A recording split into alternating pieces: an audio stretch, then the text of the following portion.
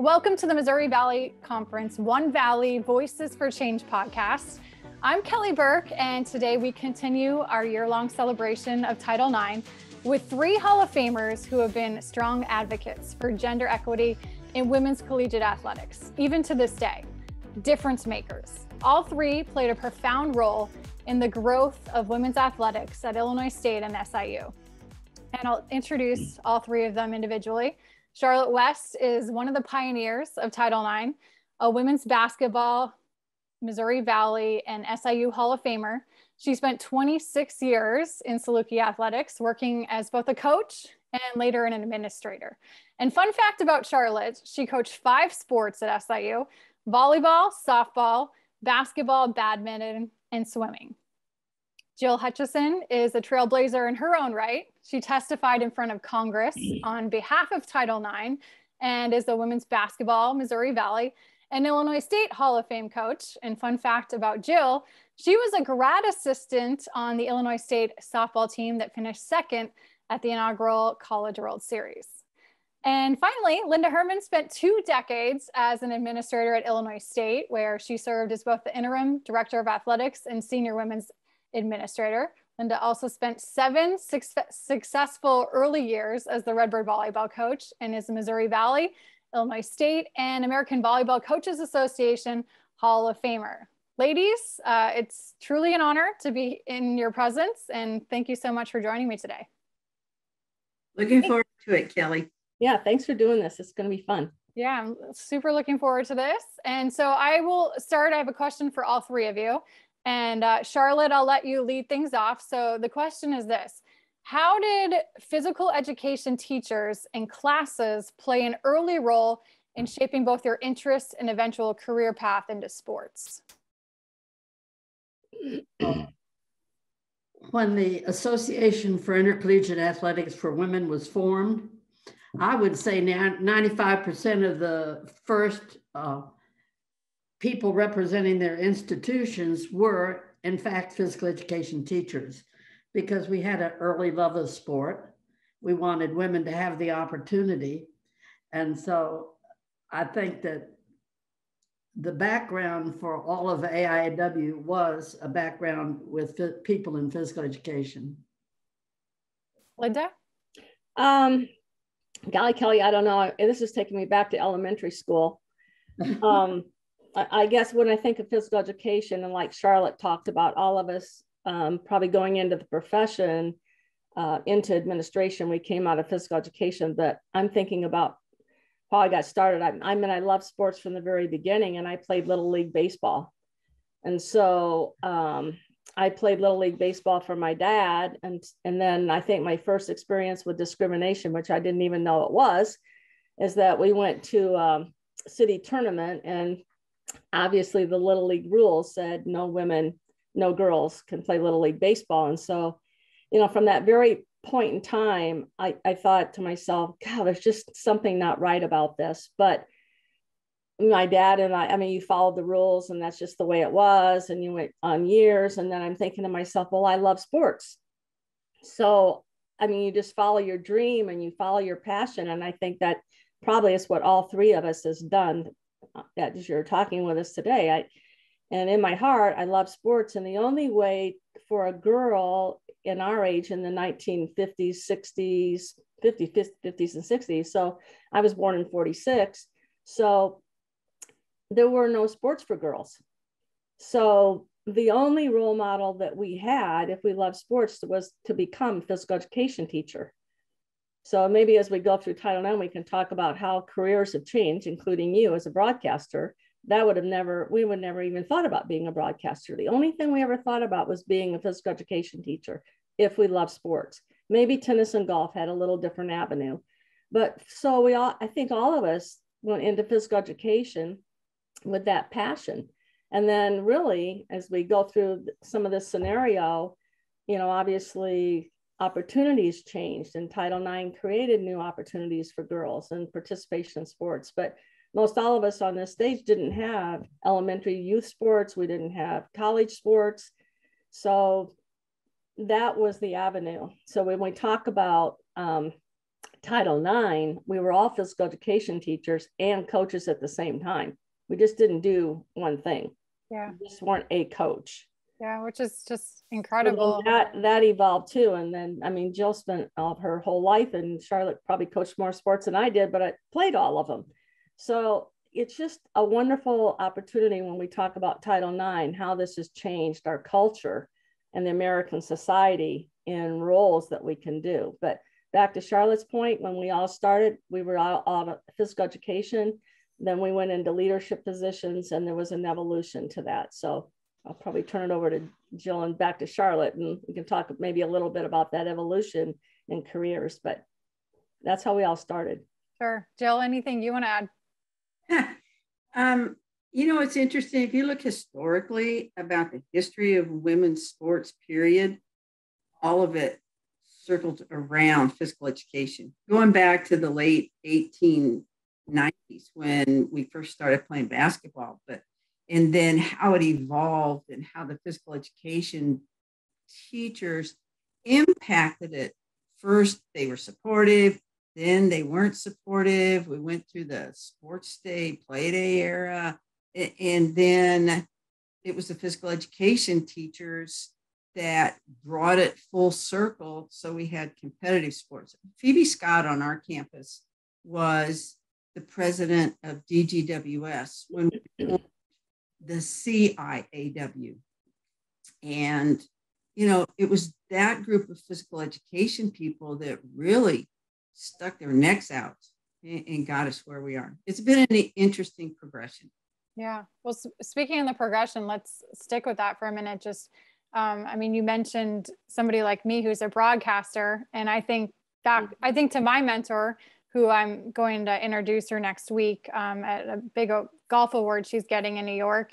And she was one of the pioneers for women in sports broadcasting. And the stories she tells me are just unbelievable. And other women I've met, I mean, I can think one of the women, I'm in an organization, the Association for Women in Sports Media, and one of the founding members of that organization was one of the first women to ever cover the Oakland A's. And she talked about there were so many players at the time. It was so foreign to have a woman, covering sports that one of the A's pitchers actually sent her to the press box. She received a shoebox with a dead rat in it when she was covering the team, because he was so against a woman covering that team at the time.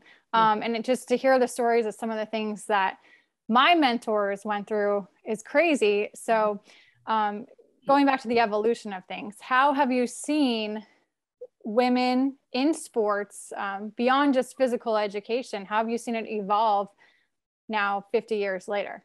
And Linda, let's start with you. Well, I'm probably going to defer a little bit back to Charlotte, because she really was kind of like right on the process of, because you were so instrumental in really the formation of the Title IX and the AIW and AIW president. But what strikes my mind is, and maybe we can all talk a little bit about this, but Title IX itself, when it was presented, and Republican Senator Bai from Indiana as an author of Title IX, what struck me through all this history is that the impetus for him taking the initiative to be an author of Title IX was his wife applied to a school out east, I think it was Virginia. Yeah, his wife applied to the school, a law school, and received a letter back that said women need not apply to our law school. So, just for him then to take on that initiative to be an author of Title IX, think about then the passage of Title IX and all the things that Charlotte, Jill testified in Congress, what happened to get that law passed and then implemented is a whole nother story. But to get the law passed in itself it wasn't written for us to have coaching opportunities in broadcasting. It was written so that women could get into professional schools. So the impetus was really academics, and athletics kind of became a sidebar and a benefactor of Title IX unto itself. And, the story of Bernie Sanders and how that all came about. So for me, I'm thinking, oh my gosh, Title IX was written for academics, but look what it did. It changed our culture. And now, because of the law, and because of it speaks to discrimination and federally schools that receive federal funds and discrimination, then all of a sudden now we have women that are going into professional schools, law, engineering, becoming astronauts, physicians, and it just opened the doors to a whole new culture, and our society changed because of education. And of course, sports was a benefactor, and I know we're going to talk a lot more about that, but I'll defer now. Mm-hmm. Charlotte, what would you like to add? Well, I'm happy Linda talked about Birch Bayh and his wife, who he met in high school and came home and told his family that he met the woman he was going to marry. And he was so upset, because when she got the letter, women need not apply. How telling is that? And of course, he presented it in the Senate. And one thing about Birch Bayh is he stayed with us to the end of his life. Mm. Every time there was a hearing or a challenge to Title IX, he was there advising in a political sense and in a legislative sense. Mm. So his story is great. And then, of course, Patsy Mink from Hawaii, the Title IX is now called the Patsy Mink Equity and Education Act. Mm. That's the official name now for Title IX. And her experience was that she applied to 12 different schools because she wanted to be a doctor. And she was rejected, even with fabulous academic background and scores, to warrant getting in. And finally, she got in the University of Chicago because she put PT Mink and the gender. So she was a great advocate. But I think one thing, all of us early when Title IX was enacted, and even before Title IX was enacted, you had to be a little aggressive about pushing forward. I can well remember one of the first speeches I was asked to give was back the Midwest Association of Physical Education for College Women. And they had asked me to speak about whether women should have scholarships or not. So of course I was excited to do that. And my head of the department said, well, if you do that, you'll disenfranchise yourself from a large number of members of MAPECW. And I said, yes, that's okay. I'll still do it, because we had to step forward to see the change. And you ask about different positions for women in sport now, like yourself. And that is really manifested to me when I have the weekly reports from the women leaders in sport, because their members now are everything under the sun related to sport. And it shows how it's expanded opportunities. Linda mentioned that We Love Sport, that was kind of one route to go. And now there are multiple routes, and they're getting into professional sports and all kinds of leadership roles. Yeah. Jill, what do you remember about testifying in front of Congress? Actually, we were lobbying congressmen more than testifying in front of Congress. I was involved in the hearings and stuff with the Knight Commission, where we supported Title IX extensively. But it was an interesting experience. That I have one that just stuck in my brain. I had to go visit the Illinois senators and congressmen. One of the senators had been a wrestling coach. Illinois State had just dropped wrestling within months of when I went to visit. And I was totally undressed in front of this senator. I mean, there was no thought to support Title IX or to support women or any of that. And so those thoughts prevailed extensively then. It wasn't easy getting male allies at the beginning, I didn't think, at least not necessarily on our campus, although our presidents have always been supportive, which was kind of interesting. I think the fact that women getting involved in college athletics required sharing a whole lot, and men's sports weren't ready for that sharing process. Sharing money, because most of our income was from student fees back then. It wasn't gate receipts particularly. Sharing facilities, support personnel. Those were the hard battles that I think made it difficult at times to continue pushing through. Charlotte talked about scholarships. Even on our campus, we had quite a bit of controversy about whether we should or should not endorse scholarships. And our education staff, we had 800 women physical education majors at the time, and a staff of 80 women. Wow. And of that staff of 80 women, I would guess Linda and I think one other individual were supportive of scholarships from the get-go. It was a tough sell even to the women during a period there. I attended a big camp seminar thing in the summer. I can't even remember the name of it, Charlotte. I'm sure you would, where people from all over the country collected, and we talked about scholarships. And I remember vividly at the time, this was in the 60s, and I was just wet behind the ears. One other gal from California and myself were the only two that raised their hand in support of scholarships. And there were probably 200 or 300 women there. So it's just been a long process of people accepting all the changes. Social change is a slow process, and we are absolutely experiencing that with Title IX. Yeah. Jill, go ahead.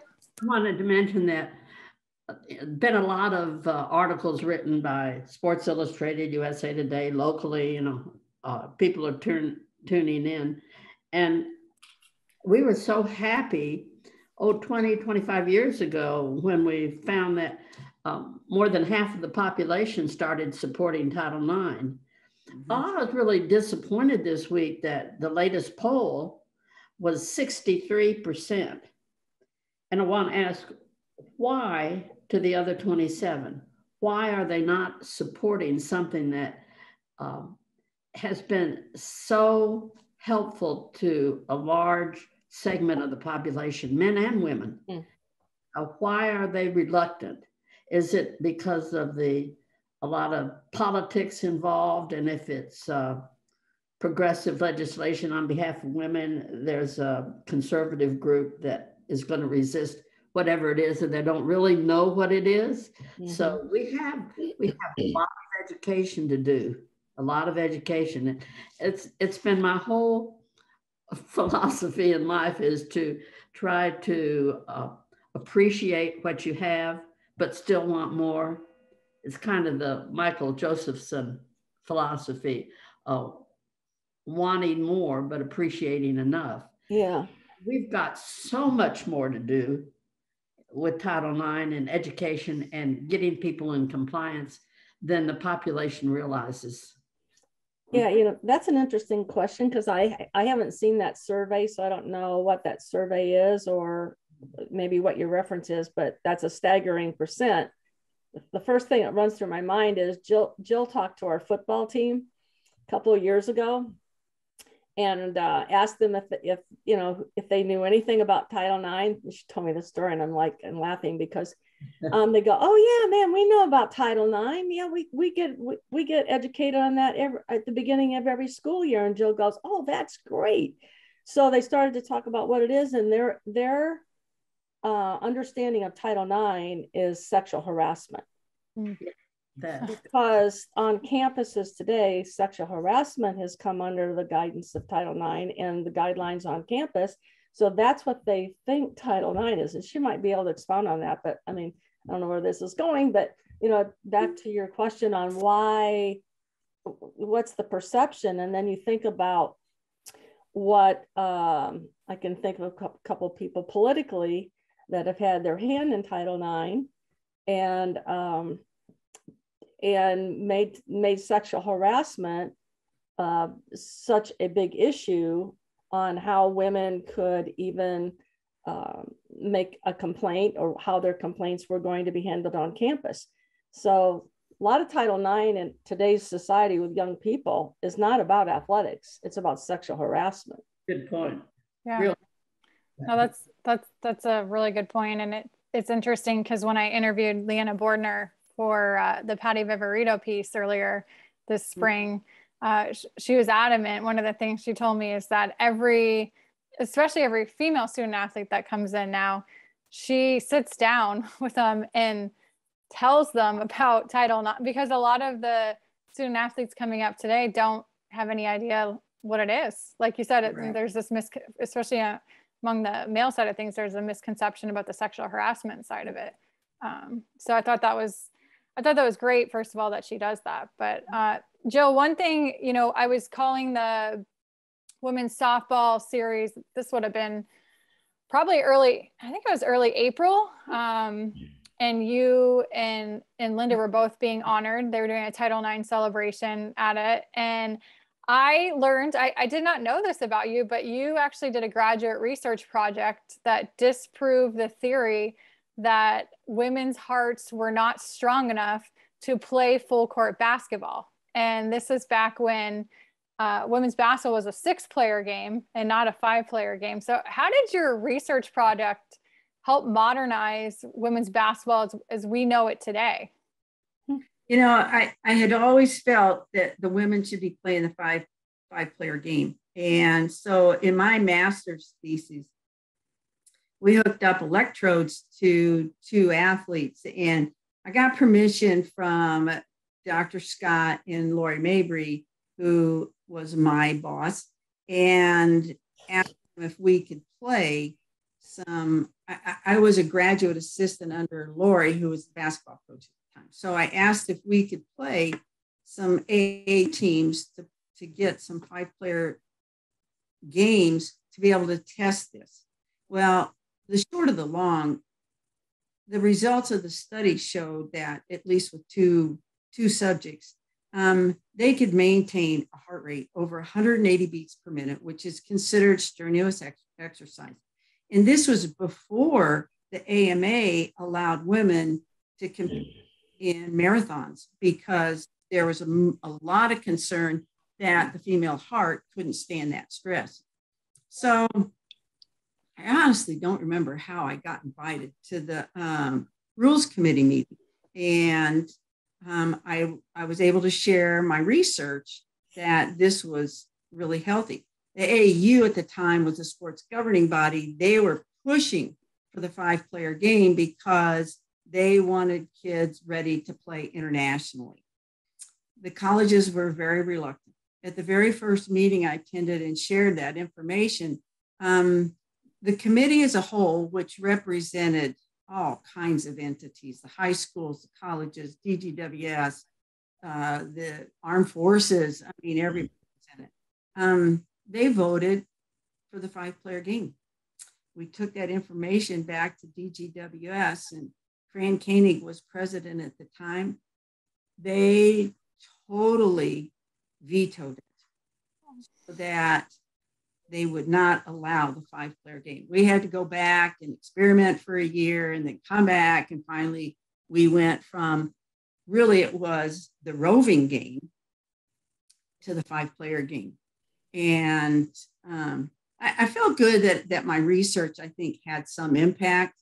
And now, my goodness, they play a whole lot higher than 180 beats. Yeah.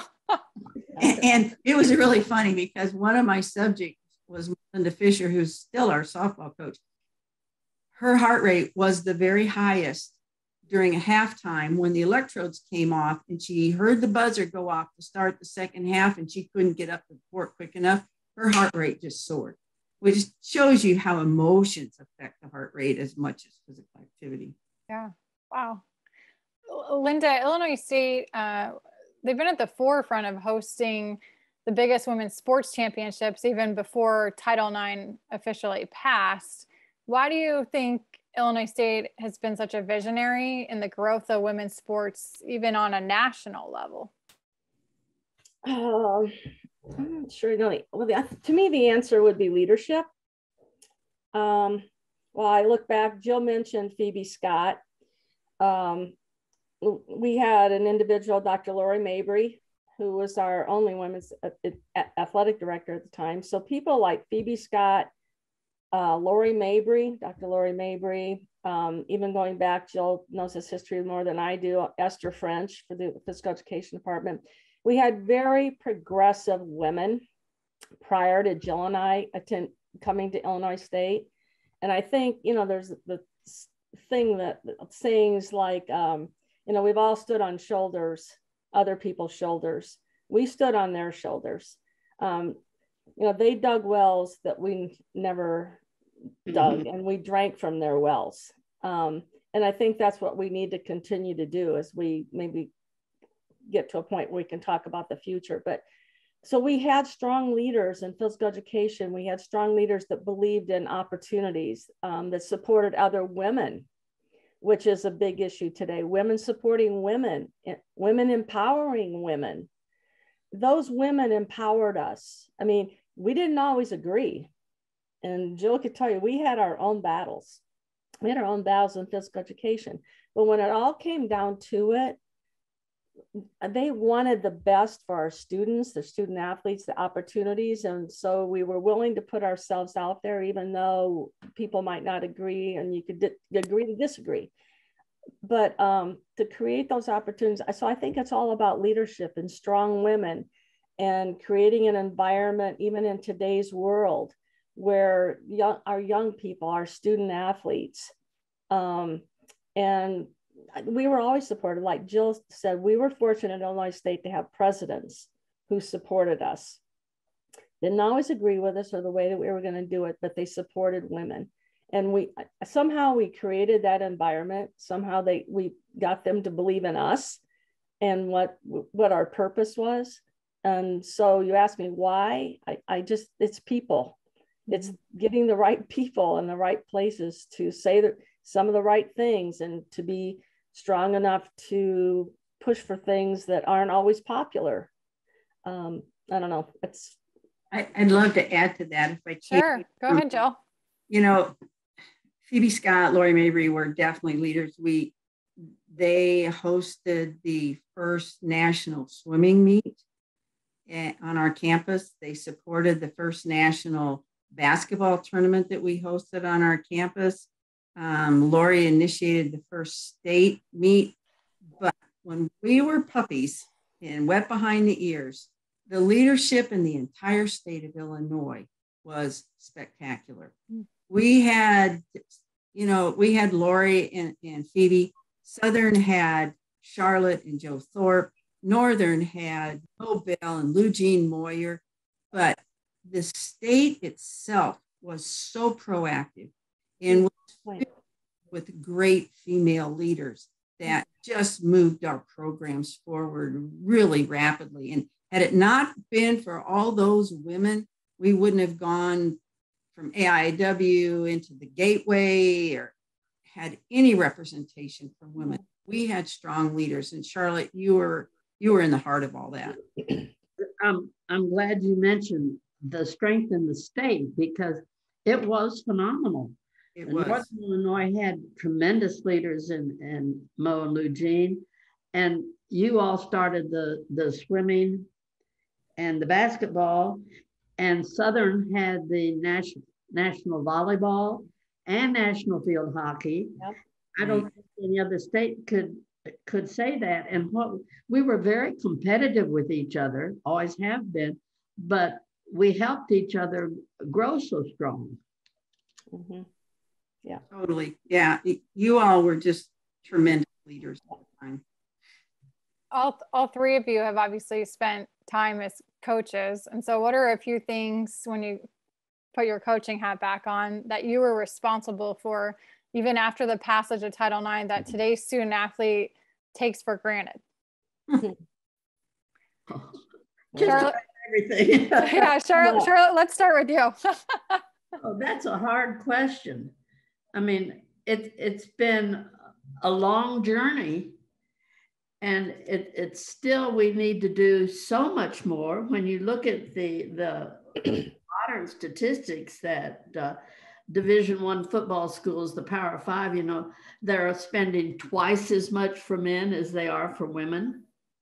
I go back to, I can spit out statistics because I'm interested in the figures, but it's just exemplifies how much more we need to do, how much more education is out there to reach the goal of pure equity. And we have to educate our young athletes, men and women, and give them the figures and the history so that they feel a challenge. And I will mention this, when I retired, which was 100 years ago, 98, so it's what, 24 years? I always had a goal of something to do to make us better. And what I found that was going to be my next mission, if I had stayed active, was to get the Office of Civil Rights to do some audits. Because in our world of athletics, if we find out that the University of Illinois is being audited because their EADA report is suspect, everybody's going to polish up their report.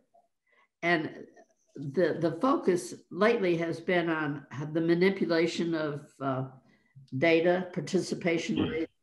I forget what the USA Today calls it, roster manipulation. That's what they call it. Roster.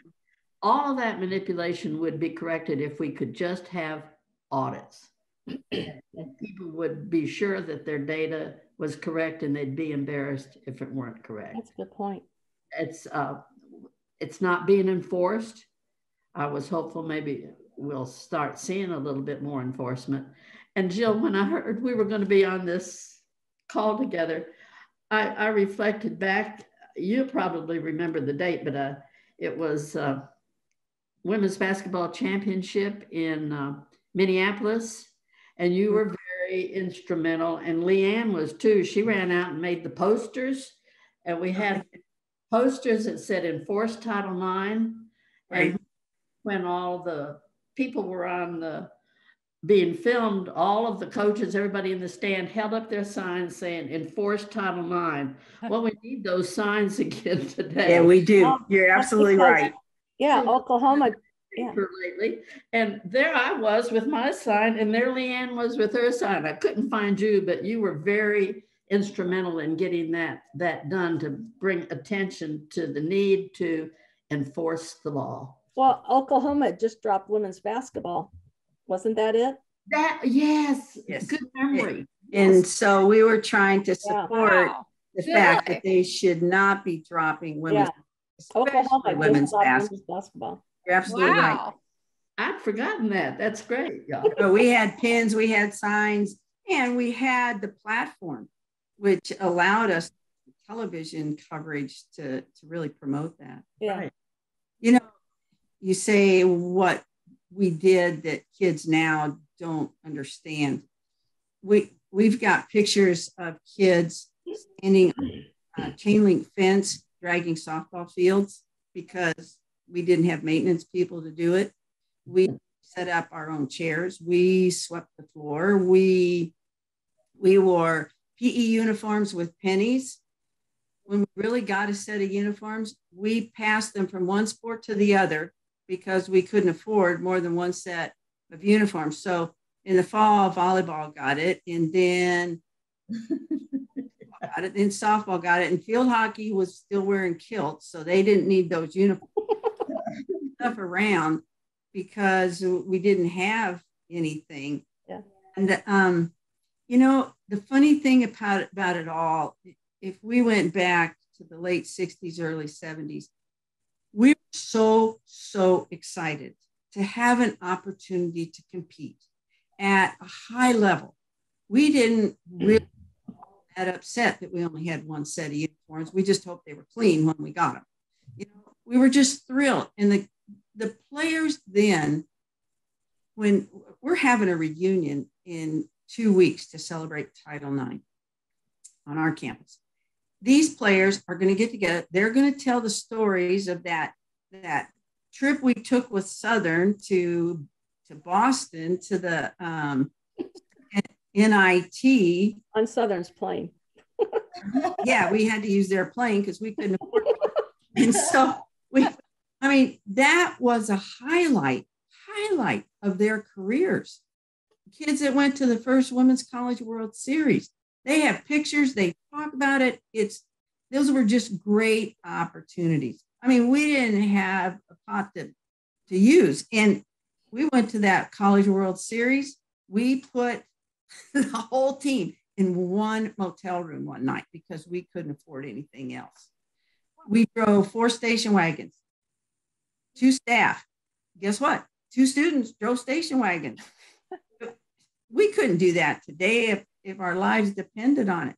So right now, kids take for granted the opportunities to compete. 4 sets of uniforms, you know, the weight rooms, the study halls, all that stuff. None of that existed back then. And it's just taken so long to get through it. Are we there yet? No, we're not. Mm-hmm. Jill, you touched on this a little with the story you shared about the former wrestling coach turned politician, but you know, for all 3 of you, what's an example of a time as a coach or as an administrator when you experienced discrimination or sexism because of your advocacy for women's athletics? And Linda, let's start with you. Yeah, boy, the first one that hits my brain is that in Missouri Valley, when I went into athletic administration, I went to the first Missouri Valley meeting in Tulsa. And it was run by the football coach, who was the football coach and the AD at the time in Tulsa. And I went to the meeting, and there was no chair for me. There were 3 or 4 chairs set up on the side of the room, and there were name places in front on the table. And there was not a place at the table for myself. And I honestly was, Jill talked about being undressed. Your heart almost stops. It's like, okay, wait a minute, what do I do in this situation? So I kind of observed the room, and I thought to myself, I said, I waited till there was a break. And I talked to a couple of the gentlemen, and one of them was Marty Perline at Wichita. And I spoke with him. I said, Marty, I said, I'm not even really sure I know how to approach this, but this just isn't right.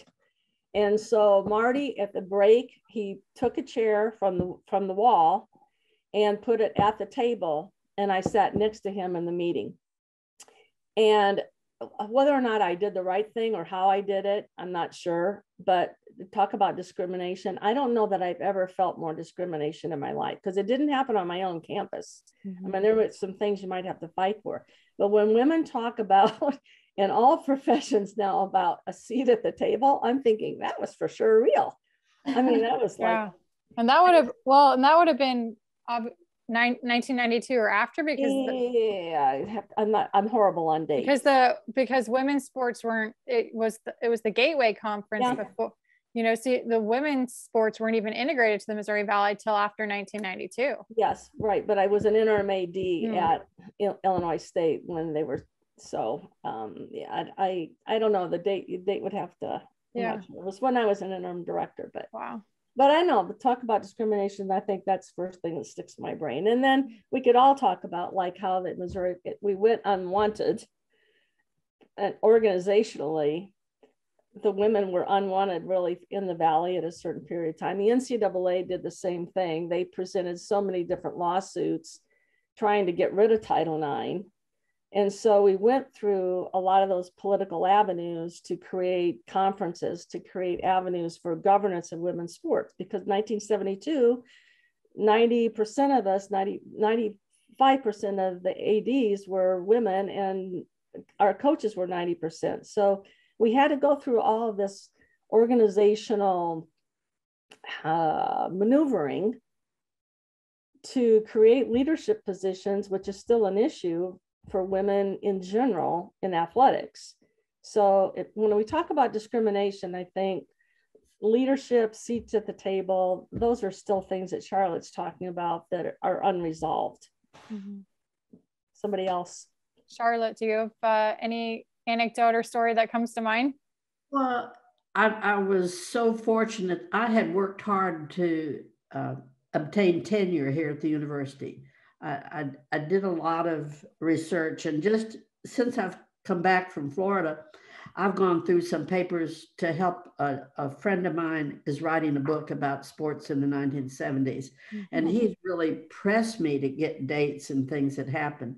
I was going through my curriculum vitae, and I had research articles I didn't remember writing. But the point is, I worked hard to get tenure. And thank God I had tenure. Because some of our administrators here were not supportive. And I was just flat out threatened. If you become so vocal, we'll have to see about getting a new director of women's athletics. Wow. That's hard to take, you know. And I'm just thinking, dear God, thanks for tenure, because I had a colleague friend of mine not too far from here in a large institution that had no contract and no tenure and could be dismissed tomorrow. And a lot of us thought she was just very weak and ineffective. Well, she's scared to death to lose her job. So a lot of women went through that because they didn't have tenure. And that to me was so helpful for my being, quote, vocal and aggressive, which is not my nature. I don't like being aggressive, and I like kind of being an introvert, which surprises a lot of people. Jill, I know you already shared the one story. Do you have any other anecdote or story that you want to add? There's a time we've been in 3 different facilities on our campus, actually. We started in McCormick Hall, which is like Davies Gym in Carbondale. Then we needed to expand.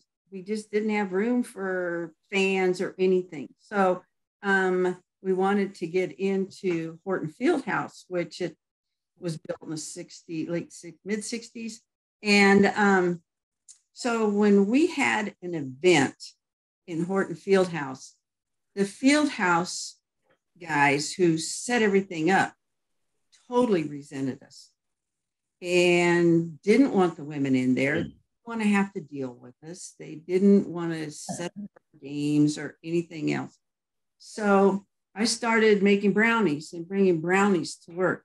And I would give brownies to the guys in the field house to try and develop relationships with them so that they would become more supportive and more helpful in our program. It took a couple years, especially for the guys that were kind of hardcore and been there a long time. But eventually, those guys became our very best supporters. And to this day, they are so supportive of the women's programs and will bend over backwards to help us and stuff like that. But it's all about relationships. It's all about developing those relationships on our campuses, in our conferences, in our country, in our organizations, and some things like that. Charlotte, I will tell you, I had tenure at ISU and I had to teach. I was coaching 2 sports, softball and basketball, and I had 5 8:00 classes till 2 a.m. and coming back. And I kept asking them to change my schedule and They wouldn't do it. I resigned my tenure. I just thought, I decided, you know what? If you're not going to accommodate I'm going to spend my career in athletics. And I went that way. And I was just really fortunate that it worked out. You were brave. Yeah. Jill, I'm glad you mentioned that story, because one of the things I did want to talk about at some point is just the importance of, we talk about, obviously, that women supporting women is huge, and that's vitally important and needs to happen at all times, even today. But it is important, and this was reflected in Linda's story about the Wichita State AD who sort of acted as an ally for her at those meetings. Just how critical it is for men to be allies and advocate for women today. And I can think, even in broadcasting, I can think of men, you know, I think of Illinois. I do a lot of games, obviously, for Illinois State.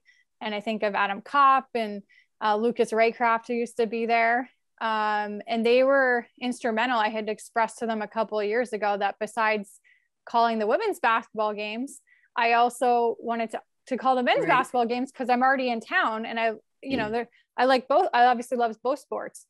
And so it took some pushing, but they were instrumental in getting me more opportunities to also call the men's basketball games. And then this season, once I got more opportunities, you know, Dan Moeller, who is the former Illinois State men's basketball coach, has been absolutely wonderful through his whole career to me, even before I was calling their games, but just in giving me access and letting me come to shoot arounds and that sort of thing. And I can say the same thing about Barry Hinson, who used to be the coach at Southern. Barry was amazing to me about giving me access when I would call some of their men's basketball games. So that's just some of my perspective and experiences with it. But, you know, for all three of you, just why is it so critical for men to be allies and continue to advocate for women even today?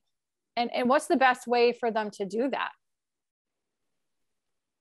We gotta bring everybody together. Yeah, there's got to be a change in attitude towards gender equity, as much as there has to be a change in attitude about racial equity. I mean, people have got to get on board, and it's got to be the Blacks and the whites, the males and the females. That we've got to bring people together to make cultural change. And I think building relationships and emphasizing those kinds of things may be our biggest weapons to do that. I guess I'm thinking along Joe's line. I mean, Kelly, you asked like why. I think one simple answer why we need male allies is they're the decision makers. When it comes to leadership positions, Division I is like 8 to 11% of the women are in the major decision-making role. So when you're talking about, I mean, that carries a lot of weight. And overall, I mean, Charlotte's a data person, but if you took every athletic administrative opportunity, that's from sports information to trainers, et cetera, 80% of those are filled by men. Yes. Overall, all three divisions, take all three divisions of athletics, add up all the available opportunities, 80% are filled by men. So there's still a reason why we have to build relationships. Honestly, when I was thinking one of the things about the way to go about it, and I'm not a data person as Charlotte is. I mean, I almost drop statistics, but data is huge. And when I would go into a meeting, you've got to get over the emotional part of it. I took as much data into that meeting as I could possibly get my hand on from as many people in the athletic department as I could get. So I created a really good relationship with our business office. So I wanted every salary, everything, every expense, and I found a way to get information. And when you get information is powerful. Data can be powerful. It's just like talking about all the statistics, even in your field in media. How much media coverage do women get? When you start talking about the figures and the data and not just like trying to present an emotional case, it's presentable. And at least it helps you present somewhat of a reasonable argument and a way to make change. In a way, then you can go into why is this not right? And then maybe an ethical approach.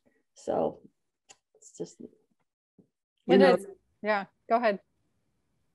I learned a lesson in running the institutes for women that want to be athletic directors through what was then NACWA. Some of the young ladies in the class, because we would talk about Title IX and blah, blah, blah, they said, can we not hear this from a male? Is there not somebody that is strong to help the women from a male perspective? And so I set upon finding somebody, and it's somebody close to home to Jill and Linda, who was wonderful, wonderful. Yeah. And I brought him in, and he was a lecturer, and the women loved him. But be assured that the men that step out to help you, they suffer abuse as well as we do. Right. And we had a very outstanding athletic director here who was so supportive. Unfortunately, couldn't stay long, but he found in trying to find another job is that this wonderful reputation of being supportive of women and supporting Title IX didn't always play to his advantage. Yeah.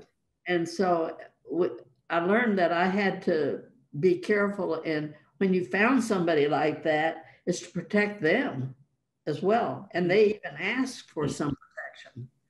So we need to just keep working on good relationships and moving our male colleagues along as fast as we can without jeopardizing them. Yeah. No, I mean, Linda, it's like you're reading my mind with all the stats, because that was actually a point I wanted to touch on is that disparity in the world of sports administration and also coaching. I mean, you mentioned that 80% of sports administrators are male. And I think of one of the student athletes I cover at Illinois State, Kendi Hilliard, a volleyball player. Yeah.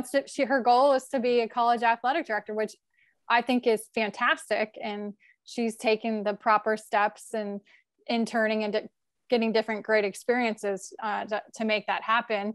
But going to the coaching side for a second, the Missouri Valley Conference is among the best in the country. And I'm speaking to women's basketball specifically, of having female head coaches. Prior to the changes coming into this next season, we were at like 90% women coaches, which is tied for the best. It was tied for the best in the country. Yep. And then pre-NCAA, the era of the AIAW, the Association for Intercollegiate Athletics, 95% of women's sports were governed by women. Right. Today, only 43% of women's coaches are female. So why have we seen such a drastic fall off, specifically on the coaching side of things? And what do we need to do to continue to improve that? Well, the men have been successful somewhat with is it the Rooney Rule? Is that what? Yeah, in the NFL. Yeah. In football. Yeah. There's an opening in that they require that at least one minority person be interviewed. Give them a chance and exposure. And I think that's good for in minority hiring. Also, we need to have people have an opportunity. They come in and can be very impressive and get a job. And at least it gets people thinking in the right direction. So I think that should be certainly a minimum, that they have at least a woman being interviewed, and that we try to establish some rule like that, which we had to do in the NCAA when we formed like peer review committees, or we formed the management council. We mandated a certain percentage of women and a certain percentage of minorities. Yeah. Jill. I think there's a couple of reasons why we don't have more female coaches, and I'm extremely disappointed and concerned about it. One is I think a lot of women had found salaries aren't like they are for the guys. Mm-hmm. It's not as enticing for the hours that you put in.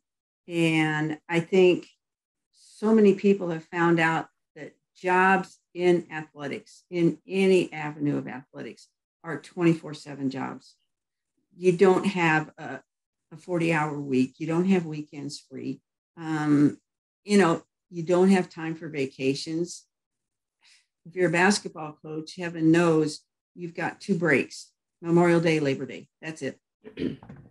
Everything else with your families and so forth. So I think that factor and the factor that there are lucrative jobs for women in the corporate world have attracted women out of athletics to a degree, because it's not easy dealing with all the gender equity issues. They choose not to, which I think we've got to continue to mentor our young athletes to get them more involved in athletics.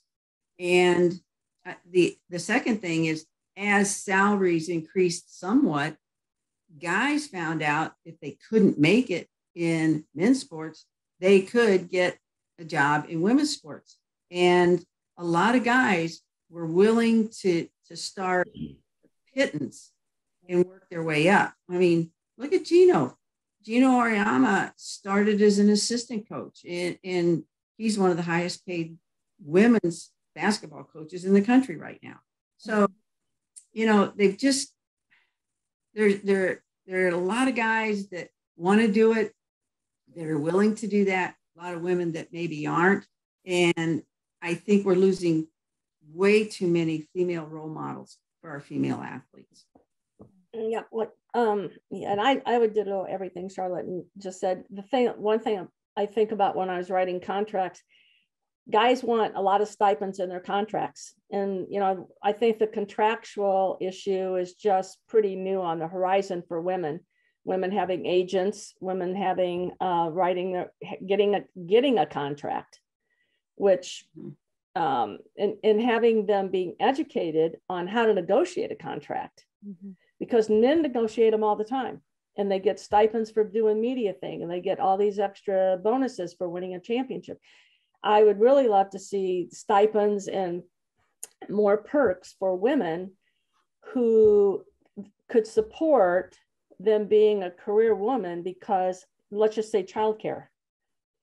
Okay. If you gave women in a contract a stipend for childcare, or whatever else their role, societal role, because when it comes right down to it, you could say it should be equal. Male, female, we get married and we're going to have equal roles and we're going to have equal. It doesn't really play out that way. Women are still the one that has to stay home with the kid when the kid gets sick and they have to do whatever. There's exceptions, but I would love to see women being more supported because they need that support. So write it in their contract, give them the support to do that role. Might be helpful. It's just other ways to think about it. But there's a lot of lucrative contracts in men's contracts and then we talk about doing the same job. It's whatever. And, I watched contracts for a long time when I first got started. And I actually listened to a male say that they needed to get more money than the woman did because they had a family. I'm going, wait a minute. Well, they've got 4 kids. So I'm supposed to pay the men's basketball coach so much money because he's got 4 kids. And then you've tried to pay the women's basketball coach over here for doing the same job. She has no kids. So there's some things that we need to figure out, I think, contractually in our structures administratively on how we're supporting people. Yeah. Piggybacking off of that, speaking about media coverage, women's sports make up just 5% of media coverage. And as we've seen this past year, when you put women's sports in a decent time slot, on a network, a bigger network like an ABC or a main ESPN or an ESPN2, the event gets record ratings. So we just saw it a couple of weeks ago when the Professional Women's Soccer League outdrew the NHL playoffs and by a lot, had much superior ratings. I think about the other day, earlier this week, my parents were visiting and the Women's College World Series, the championship series was on. Yeah. And so we had it, I said, I want to watch it. So all four of us were sitting in the living room watching it. And my dad was just saying how much he loved watching women's college softball. And my husband has watched it here and there, but hasn't watched it a lot. And just listening he was like, this is, he was just going off about how incredible and how much fun it was to watch. And I said, yeah, haven't watched it a lot, but it's way more entertaining than a lot of, other sports out there. So you just have sometimes it's just a matter of getting exposed to it and giving it a chance. But what do you think it's going to take for this to become the norm, where we see women's sports in a prime time slot or on a big network, and so to where it's no longer the exception? And Charlotte, let's start with you. Oh, I wish you wouldn't have said that. I don't know what it's going to take. A lot of it's still education. You throw out that 5% figure. The general public has no idea that it is as bad as it is. I was encouraged recently. I lost a very dear friend, Christine Grant, passed away in September, and they had a memorial for her a couple of weeks ago. Some of the coaches on her staff that she taught, and they saw her demonstrate her passion for Title IX, are going to start a Title IX educational center there. Oh, that's awesome. I just am so excited about that, because I know Amy Wilson, who's one of her proteges, is now the NCAA person in charge of all kind of gender equity and inclusion issues. And she said, I thought naming an elementary school for Christine Grant was the ultimate, but this Title IX Educational Center exceeds that even. That is awesome. They're going to have that. And I've mentioned earlier today when we were visiting is that education is such a large role. And I know when I turned 80, I said, no more talking about Title IX, no more schools. I'm going out to pasture. But I have such a passion for it. It's hard to say. It's hard to say no, because we need to keep educating people. And all of us need to, when we have an opportunity, whether it's local AAUW or the Delta Kappa Gamma on your campus or whatever, we need to let people know. And when they find out that 5% of the coverage is for women, there are a lot of people there that are supportive of women's equity. Certainly AAUW has been for years. We need to get that out and encourage local papers, write to the local newspaper, write to the local TV station. We still have a lot of work to do. Yeah. Jill, let's go to you. And I should say too, Bloomington Normal, the Pantograph in particular, they do like Randy Reinhardt, I can think of in particular. He does do a fantastic job of covering women's sport. The women's basketball team does get coverage in that paper, as does women's volleyball and softball, which you can't say. I think to my parents live in Phoenix, and my mom that reads the paper every day, multiple papers, and talks about how there's never any coverage of the women's teams out there, the women's college teams, or frankly, even any women's sports in Phoenix. So, but Jill, I digress to you. You hit my hot button. When we talk about things that are going to make a difference, I think the visibility of women's sports is huge. Whether it's in television right now is the biggest visual tool. And the fact that we're at 5% is an improvement in the last 3 years, which is really pathetic. Yeah. And, that's on major networks. And if you took that 5%, a good portion of it are huge events like Olympics, and, you know, the skating, the soccer, the world championships, the tennis, US Open, that's absorbing a whole lot of that 5%, which is telling us that we're not doing it. But you made the right point. Build it and they will come. We put those, there were 2 basketball games this year that drew as big a crowd on television as the NBA or what was it? It must have been the MLB, I guess. But if we put it out there, they'll do it. So where's the problem? It's with administrators within the television community, you know. And Kelly, I spent 15 years in broadcasting, and so I appreciate what you're doing. It's not easy to break in to this profession. And there's only about, 7 or 8% of broadcasters that are female. We don't have enough role models in those jobs. We don't get them on the air enough.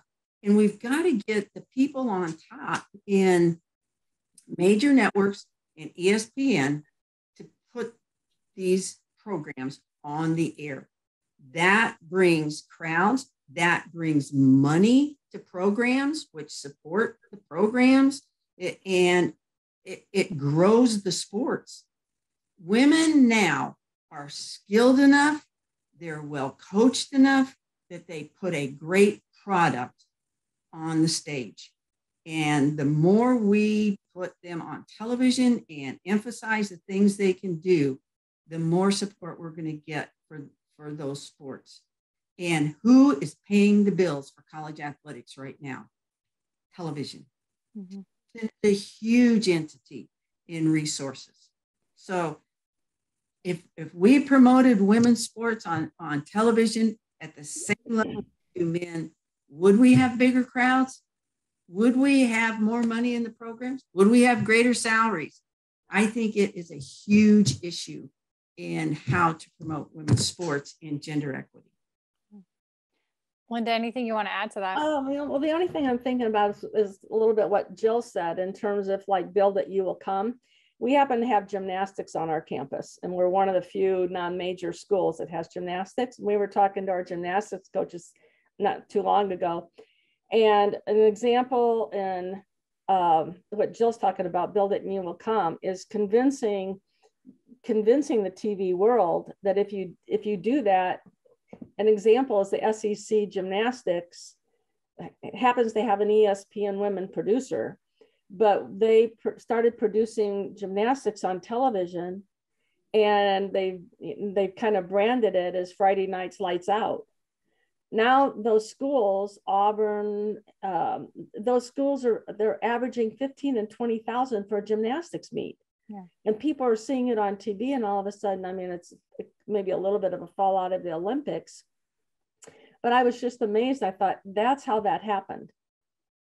It happened because they started producing it, and people could see what a great event it is. Now you can hardly get a ticket to a gymnastics meet. So it's a chick, like Jill has talked about before, it's a chicken and egg. But I think when you can convince people like in your position to actually produce it, then it leads to one thing leads to the other. Mm-hmm. It leads to merchandising. It leads to schools having salary. It leads to, and you know, Title IX has destroyed the myth that women aren't interested in sport. That used to be the argument. Oh, they're not interested in it. That's what they use to counter on media right now. You go and you say, hey, you know, the Missouri Valley, we really needed to produce blah, blah, blah. And half the time, 10 years ago, you would get, oh, women aren't interested. Nobody wants to watch women's sports. That's the argument that people use. Title IX destroyed the myth that women aren't interested in sports. Now you've got the media. We've got to destroy the myth. It's a myth. There's no statistics that say women aren't interested in watching sports, that men aren't, just like your family, that they're not interested in watching softball. They watched it, they love it. Yeah. You got to see it. You got to see it. I mean, my dad was adamant. He was like, I love watching this, you know? So, well, that's what's going to happen, but we got to destroy the myth. yeah. How does the introduction of the NIL, name, image, and likeness, into the college sports landscape hurt or help Title IX? Charlotte, let's start with you. I pass. I do not want to be negative. There's some movement in sport right now that has me very concerned, and that's one of them. Not that, you know, we've shuffled so much money to our athletes: room, board, tuition fees, tutoring, medical expenses, you know, private tutoring, families to the games and everything. They're not hurting, they're getting a wonderful education. And the more we pay a few, we're going to see sports being dropped. And so I worry about it. I kind of like Saban's response lately about, you know, if we have it, we need to have better regulations concerning who gets it, how much, and the fairness of it, because it's just changing the game of sport. I read in this morning's news that Missouri State has lost at least 7 of their male basketball players in the transfer portal, and are bringing in at least 7 from the transfer portal. Is that healthy? I'm not picking out, you know, one school because it's happening all over, but when your team is, you know, 10, 12 players and half of them go out on the portal and half of them come in, there's no continuity. It's not how educational sport should be. So I'm really disturbed, apart from any Title IX, with some of the direction that the NCAA is going with their regulations.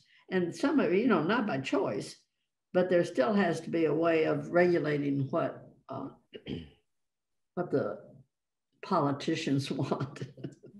So I'm really concerned about it, and I don't relate it to, you know, Title IX myself. Linda. I don't know. It's a runaway train. I think you're going to find probably all 3 of us being very concerned about this issue. I read something earlier about, I mean, right now the NIL, I think 90% of it are going to football players, football and men's basketball. If you took that out, then the greater majority of NILs right now are going to women because they're not going to the other men's sports. They're going over to softball players and women's basketball players. So they're benefiting a little bit, but you take that whole segment out of there until there's regulations. I don't know. Personally, I see it as a runaway train. I don't see how you regulate it. And what really happened at the impetus of all of it is that we've got coaches, excuse me, that are making multi-million-dollar salaries. That's right. So when you've got a football coach that's making whatever, 26 million or 30 million, I don't know, right now. And so lawyers got a hold of the whole issue.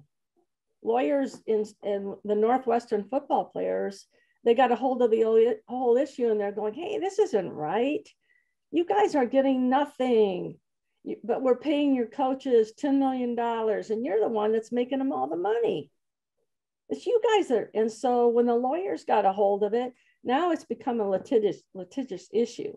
It's not, is it an educational issue? Hopefully somebody can argue that, but it's become a legal issue. And so you've got people way out there that are currently in the profession that are trying to deal with this issue, and I don't think they have an answer yet. Yeah. So and a car dealer that gives a football player 20,000, 50,000, whatever, he would be giving it, or she would be giving it to the athletic department. Right. So there's I just read an article the other day, and the headline was Nike signs 2 players to Stanford. It wasn't Stanford that signed 2 players. The headline was Nike signed 2 players to Stanford soccer team. Interesting. That is totally, we're in a different ballgame. Well, I just saw the other day that the Ohio State quarterback just got a deal to have a Bentley this year. Yeah. To drive a Bentley, which, I mean, good for him, but at the same time, I don't know. I mean, where do you go from there when you got, I mean, hopefully he goes to the NFL, but where do you go after that? Like, so it's a different landscape. Yes. Jill, anything you want to add? No, in my mind, Charlotte nailed it. We've gone so far away from educational sport. You know, D3 is probably the only level that is purely educational sport anymore, and it's a different world. It'll be interesting to see how they resolve all of this, and they're going to have to take some control somewhere, somehow. Yeah. A couple more questions for all of you, because I want to be respectful of everyone's time. This one for all three of you. In 50 years, this is a twofold question. In 50 years, where have we seen the most progress from Title IX? Where is more progress needed? And Linda, let's start with you. Well, the most visible is the seismic growth and participation. So you go back to 1972 and you look at the percentages of kids that were playing, girls that are playing high school sports, and it's less than 10%. And now you look at today's statistics and 45% of high school girls are playing sports. So there's a seismic growth in elementary schools, high schools that are all defensible by all the surveys and participation numbers. Professional sports, there were no professionals really, maybe one's tennis if you go back. And then now you've got professional sports for women. So it's participation, and that's what we thought it was all about, and the entry level. And so then we go and we talk about issues like media coverage, equitable pay, trying to break barriers where women aren't getting fired because they do speak out, discrimination in the workforce. Those types of issues are all, they're just on our forefront, and I think they're yet to be conquered. So I guess my simple answer is yes, the growth and opportunities for girls to participate in sport, amen. And then now you've got the other issues of gender equity and pay equity. And that would be where that's where my brain would go. Yeah. Charlotte. I think Linda's correct. Is the increase in the number of women participating has been phenomenal. It really has. In high school, 1,000%. 1,000% increase, over 3 million young women playing in sport. But do you know that the women today in high school are still not where the men were in 1972? In fact, they're lagging that by about 250,000. So it goes back to my original comments about appreciating enough, but wanting. I think one of the areas where there's been the greatest success was thanks to Norma Cantu, as she had the scholarship requirement in Title IX saying that they must be within 1% of the participants. So when we look at data, I don't care Division II or the powerhouse football conferences, that's one place where they shine. If they're 36% participation, which is poor, there is 36% of the money going to scholarships.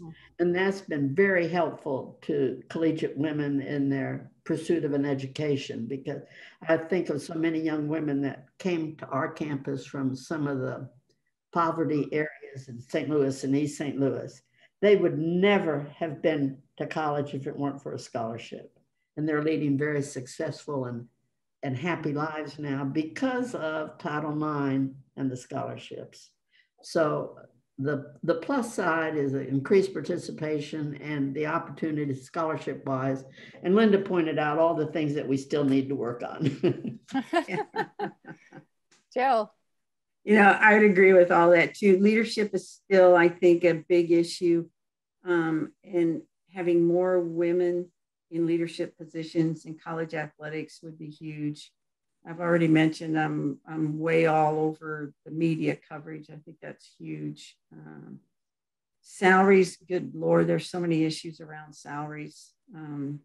That's across the board. I think not only the participation in athletics has improved, but women getting into professional schools and teaching in professional schools and leadership in CEOs. I mean, Dick's Sporting Goods is a female CEO. Some of those kinds of things have improved just because of opportunities in Title IX. But yeah, we still need leadership.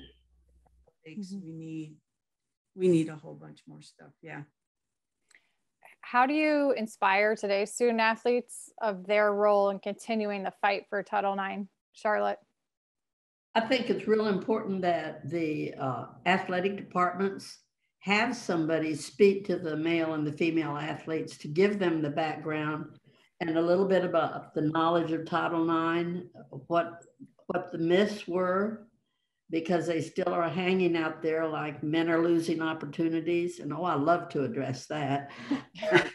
Different areas. So I think a lot of it is leadership, as Jill said. If the athletic administrators today will be sure to incorporate Title IX education for all of the athletes, and that would increase their participation of what they're receiving, and encourage them to question things that are not equitable. So I think a lot of it is a lot of people have kind of just put Title IX aside. And that's one thing great about this anniversary is it's bringing it back to life and getting people talking about it and looking at some of the improvements and where we still need to do more work. Jill. Yeah, education's huge. On our campus, we are having a Title IX celebration. We've got hopefully around 300 people coming back for that. And as part of that, we're doing a leadership seminar, and we're incorporating as many of our current student athletes as former.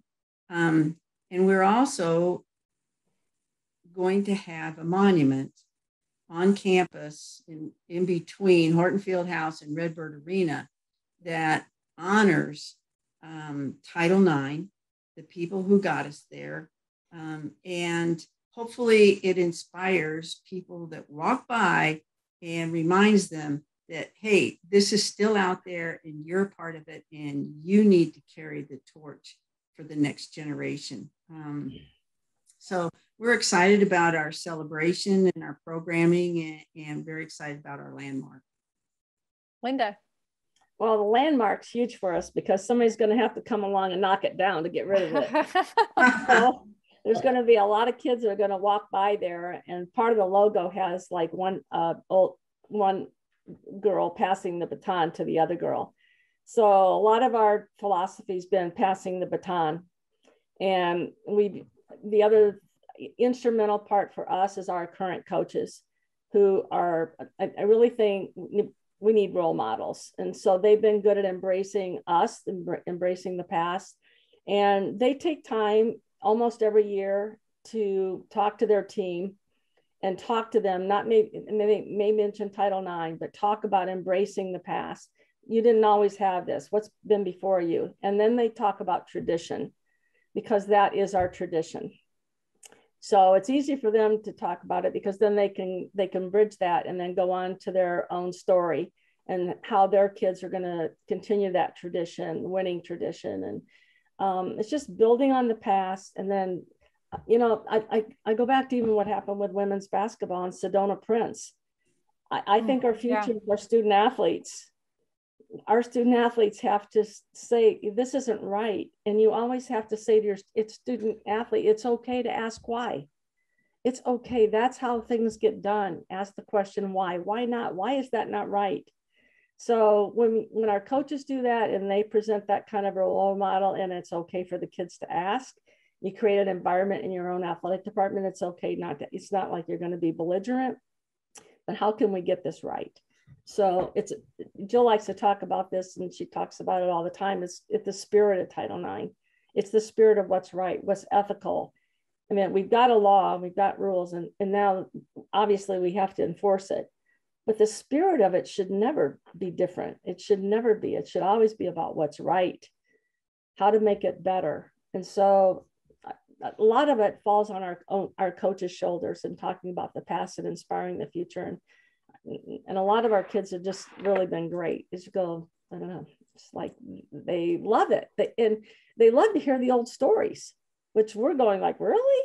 No, they do. And it's like, okay, would you keep trying to tell it? Yeah. As we wrap up, is there anything any of you would like to add to this conversation that I haven't asked you? You've been very thorough, Kelly.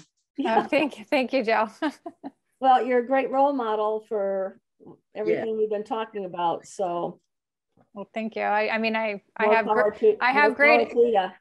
three great examples in you ladies. So I want to take the time to thank you for all the work you've done, past and present. I mean, you're still fighting the good fight, and a lot of the opportunities that I have today and that I've had as a student athlete back when I was in college are because of the three of you and the pioneers that you were and that you still are. And so just thank you a million times over for everything you do and the way you inspire women and men. And, you know, I just can't say enough about all three of you, and I appreciate this conversation so much and enjoyed learning about everything and your takes on everything. So thank you for spending the time with me today. Thank you. Good to be with all of you too. Thank you. You too, Charlotte.